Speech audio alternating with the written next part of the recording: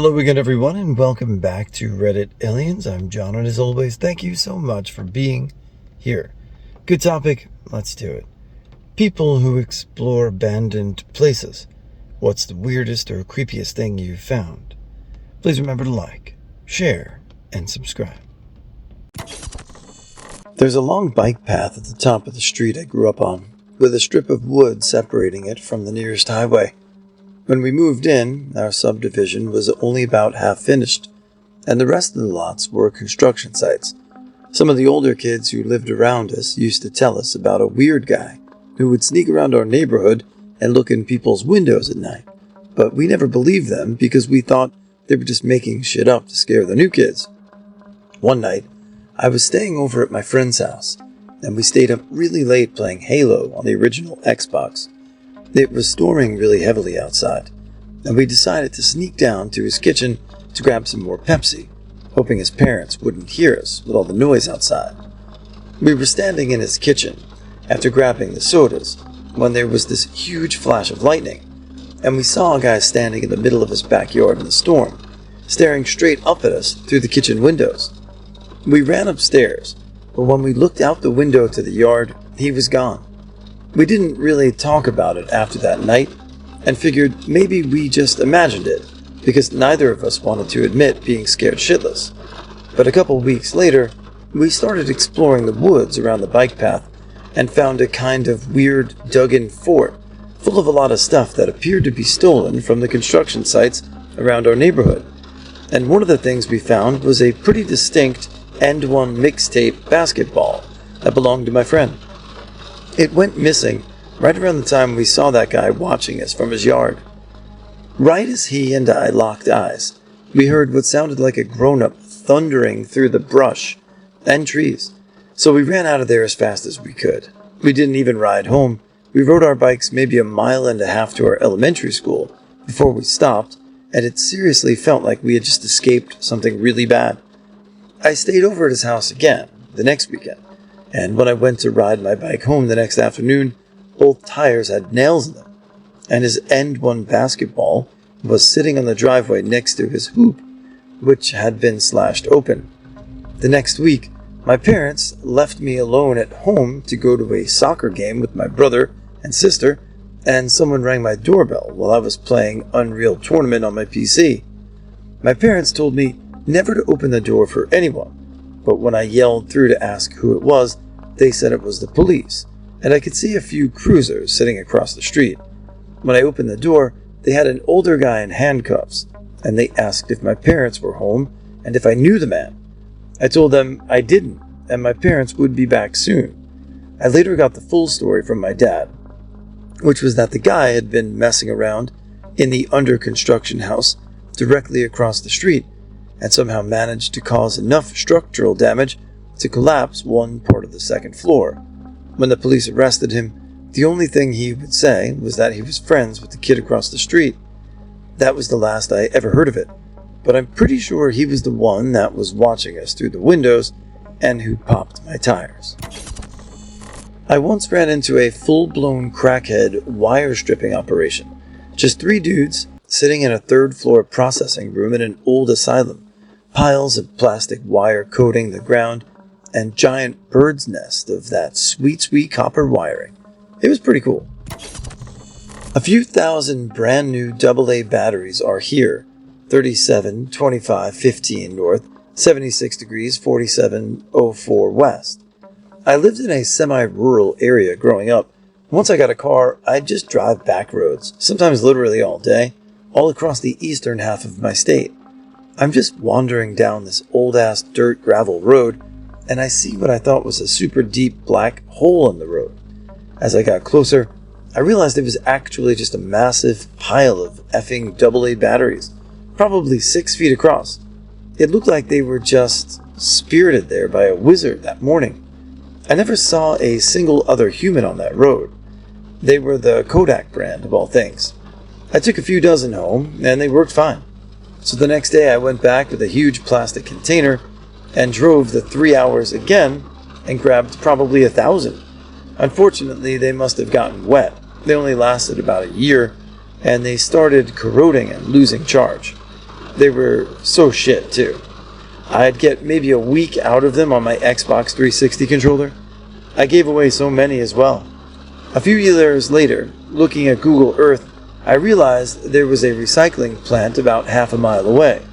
My theory is that someone wanted to recycle them, but got turned away due to the chemicals or something, and just dumped them there. Yes, with no context, finding thousands of AA batteries on a random back road is, if nothing else, just a little jarring, right? Like it doesn't belong there. Then hearing the recycling part of it, yeah, you're probably right. Either way, at least you got some free batteries.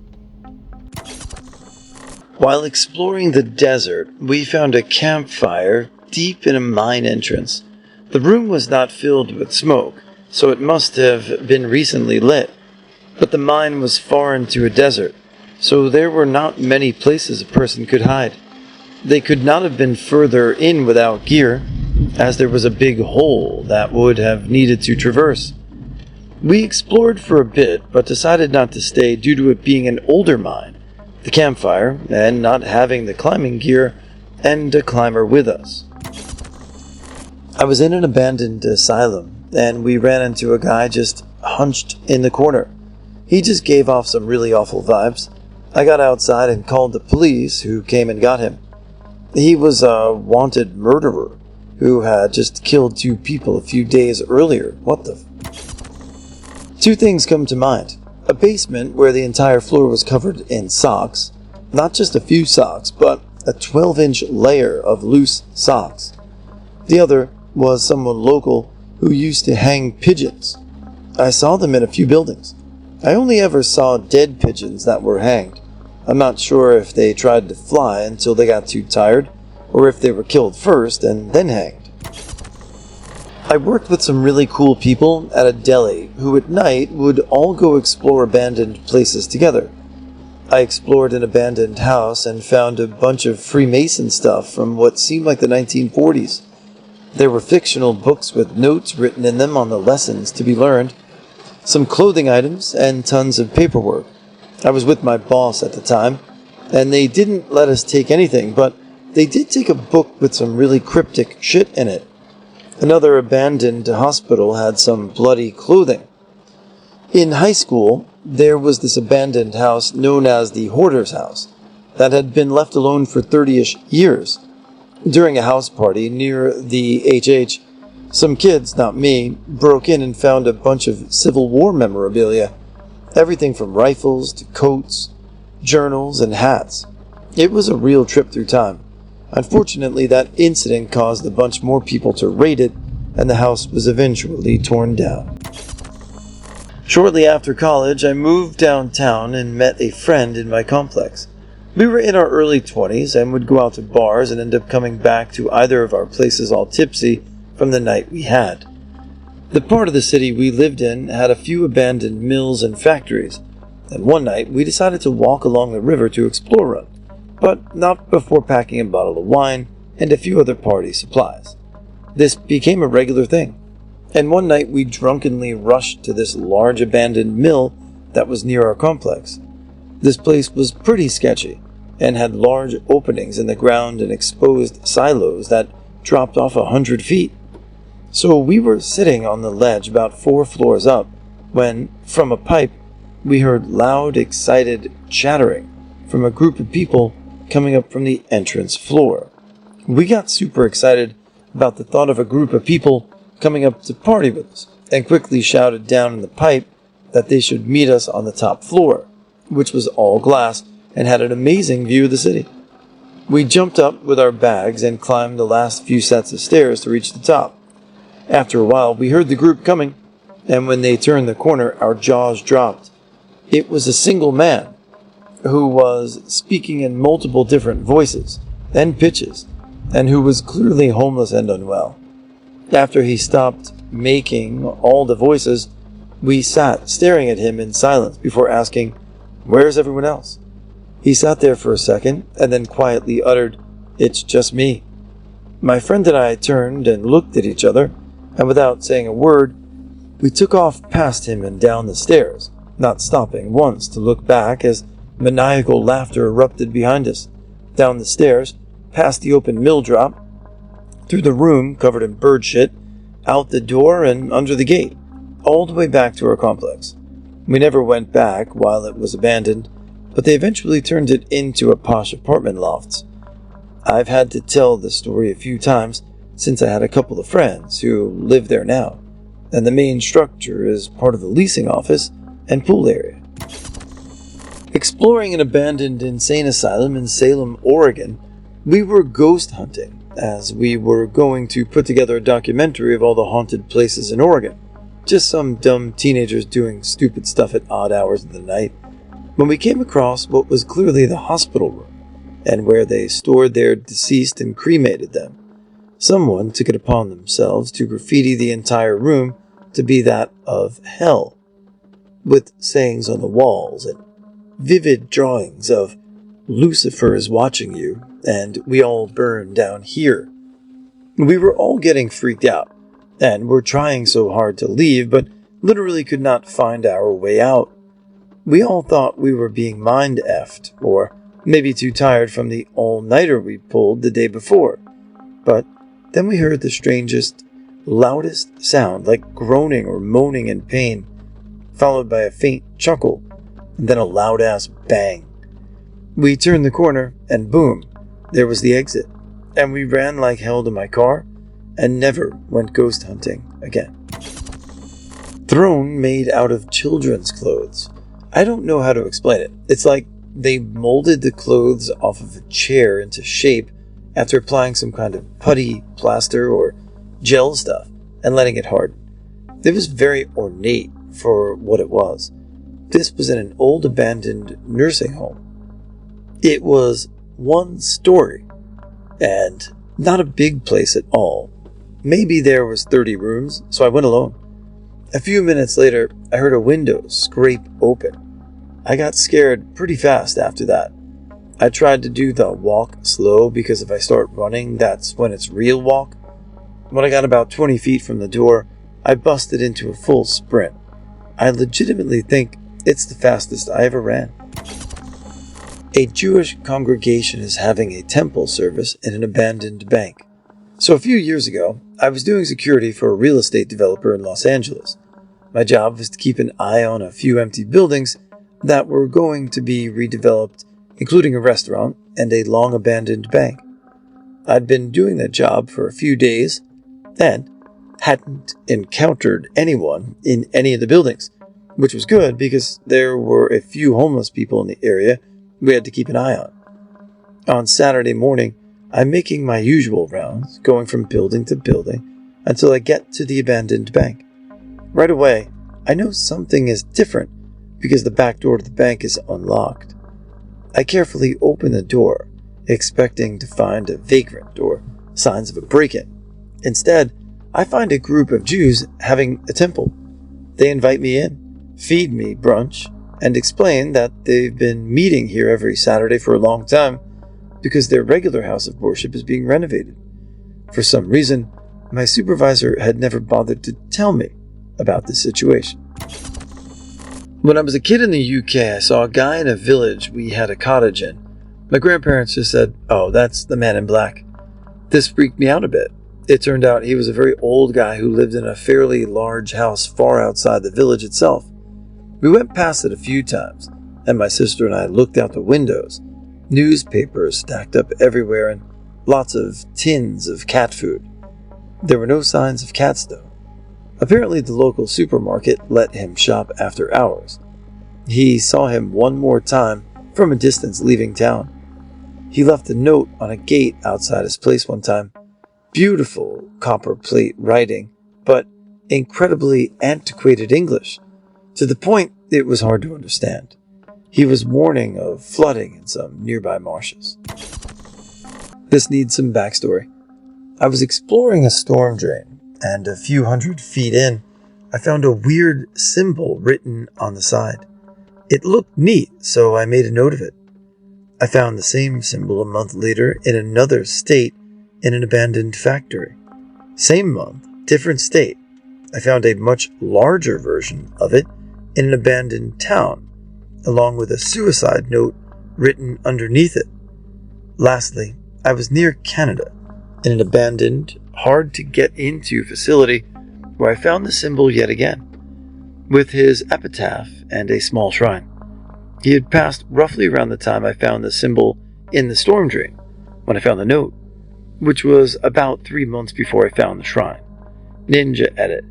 The creepiest thing was that I was essentially following the path of a man who committed suicide. Exploring an abandoned building in high school, I found a creepy room with one mattress with chains lying on it. Being the geniuses that I and my friends are, we looked around for a bit after going in and found a pile of clothes and blood and left really effing fast. None of us had cell phones or knives or anything, just flashlights. I still remember my friend going, "No way."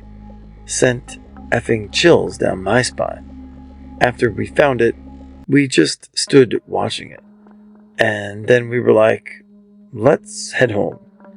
Never explore a building without some way of getting help or some way of protecting yourself, and never do it alone. A house that couldn't be seen from the road, but we knew it was there. We always research all the properties we go to, and I mostly ask permission if an owner can be found. This was so deep and so long swallowed by nature. I went around the back way, which seemed better as it was next to a boat ramp. I walked quietly through the scrub, backpacks getting snagged on branches. My boyfriend is tall, I'm not. We find the house and see it's kind of broken in half, resembling a V. On the right, I notice a bin full of KFC wrappers. Odd. There's no car path, bike path, or walking path. Any delivery would require a person to hike through the bush to wait for delivery roadside. Possibility, sure. Unlikely, though. We don't talk, but I point to the bin and say, "What the?" He shrugs, and we keep going. Next, he goes to pull himself up onto the patio. He does it easily because he's tall. I have to figure out how to get up. On the left of me were broken steps, again hidden by bush. Then I notice a bell at the top of the steps on a broken wooden gate. Again, I point out the bell, and I'm mouthing something that's random as hell. There's no way someone lives here. If there is, it's either A, a hideout, or B, a killer. No power, no water, completely blackout. I get up, and we go to walk forward toward the door that's got all the glass out. And we see an outhouse. An outhouse here is a toilet on the outside of a house, not inside. It's piled on the roof of adult nappies. Now I'm like, okay, this is even more odd. There's no smell. All we can see and hear is a mosquito bomb diving us from a room full of adult nappies. We probably should have backed out here, but we didn't. My boyfriend put his hand in the glass panel to twist the door handle. He goes, "Oh, okay, it's unlocked." There's keys.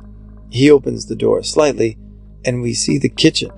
We look in, and it's a kitchen full of old food, piles upon piles of rubbish and food.